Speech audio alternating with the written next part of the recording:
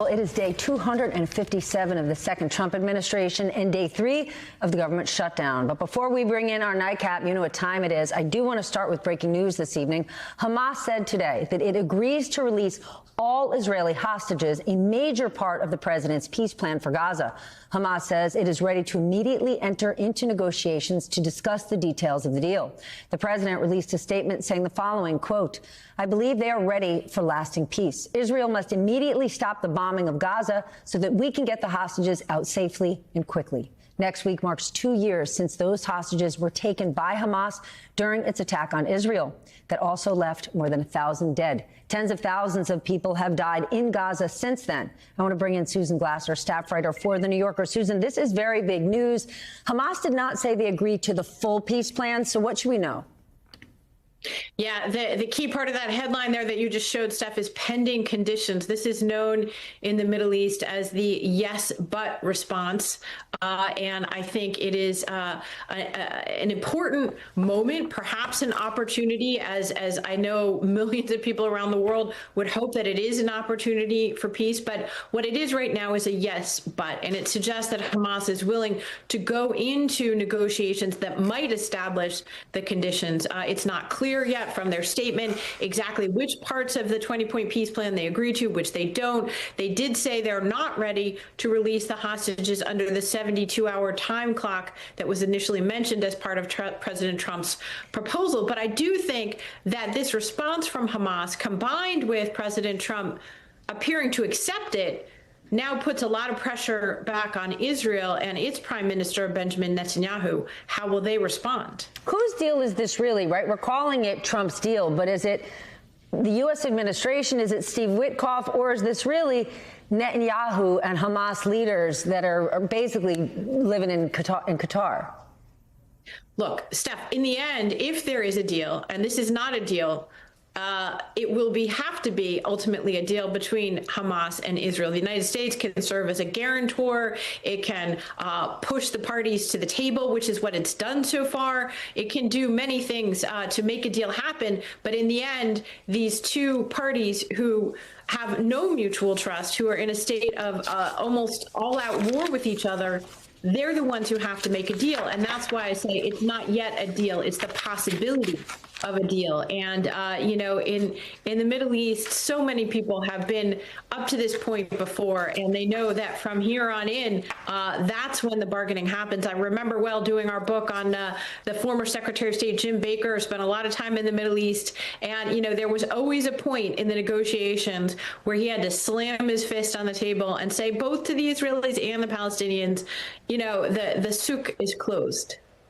All right. Democrats are making the showdown all about health care. What do you think of this strategy? Because there are big risks. The American people already don't feel like the government works for them. They don't have a lot of confidence in Congress.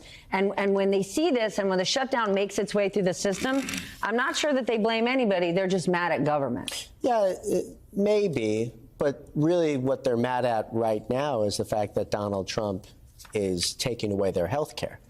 And in so many ways right now, I feel like the Republicans Hold on, they being Democrats or they being the American people? They being the American people are upset that Donald Trump is taking away their health care. Do they know he is? Well, they will soon. And this is my, the principal point here, which is actually in many ways the Democrats are doing a massive favor for Donald Trump that the Republicans would never do for the Democrats when they're in power. In essence, what the Democrats are doing is they're saying, we are going to take out from your horrendous, big, beautiful bill these disastrous, destructive, and really mean health care cuts, and we're going to give you an opportunity to reinstate them.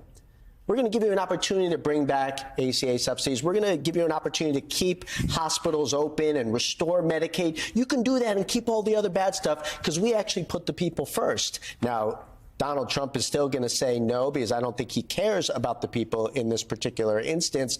But this is never something Republicans would do. Remember how they treated the border bill, right? They said, no, we're not going to have any level of bipartisan compromise. We want to keep the border issue as it is because all we care about is politics. If all the Democrats cared about was politics right now, they would just let this simmer until the midterms. So let it simmer.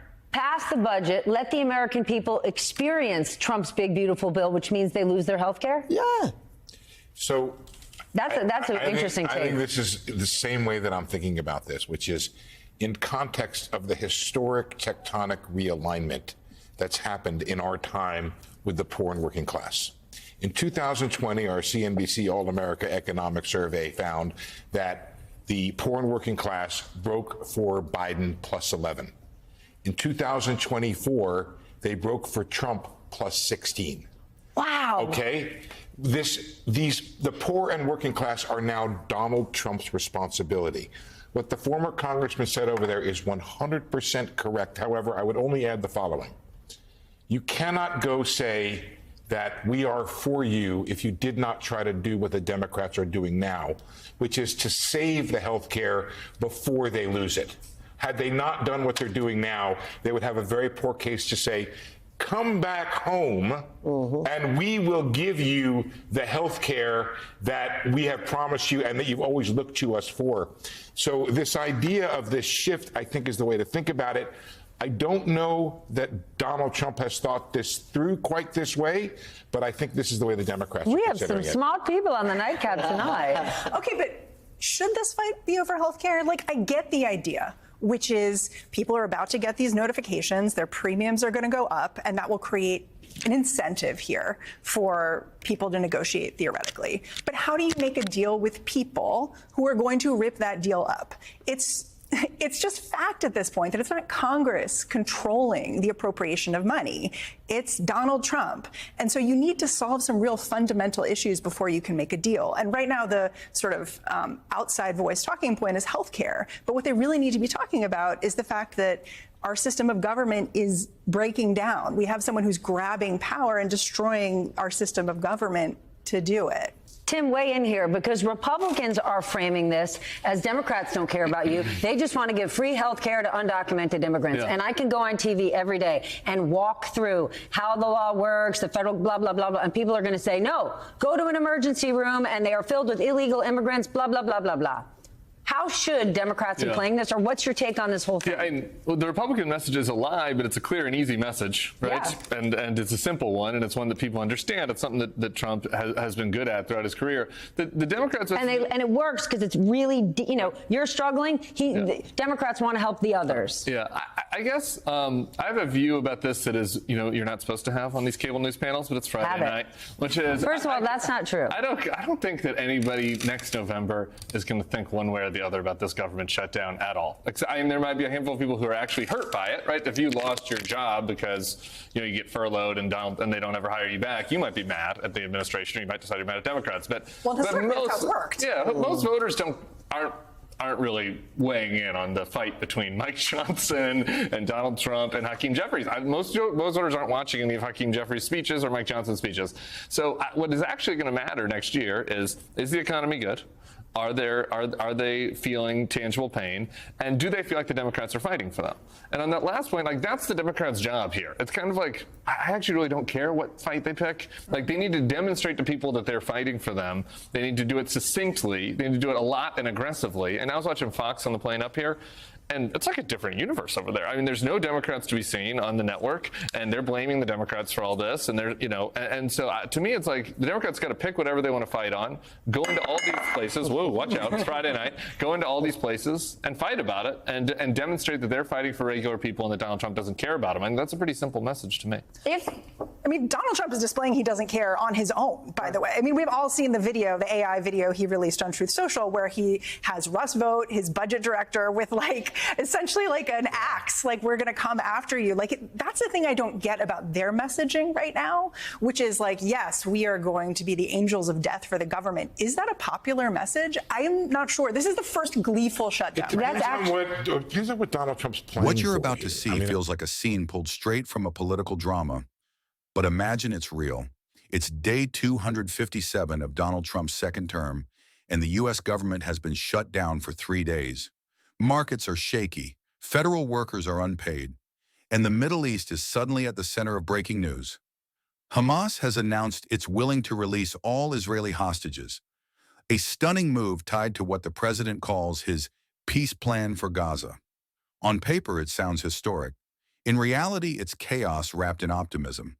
Trump claims lasting peace is within reach, while Hamas says, yes, but a phrase that has defined decades of fragile diplomacy. Analysts quickly warn, this isn't a deal, it's an opening gambit. Then as the broadcast pivots, America turns inward. The shutdown grinds on. Democrats frame the crisis around healthcare cuts, arguing that Trump's big, beautiful budget strips away protections for ordinary families. Republicans push back, claiming Democrats care more about migrants than citizens. And caught in the middle are millions of working-class Americans, the same people both parties insist they're fighting for. The debate turns raw. Panelists spar over who really represents the poor, whether small government is freedom or just another slogan, and if the country's democratic system is slowly being dismantled from within. It's not just policy anymore, it's power. So as you watch, ask yourself, is this the moment America redefines what government means, or the moment it finally gives up on it?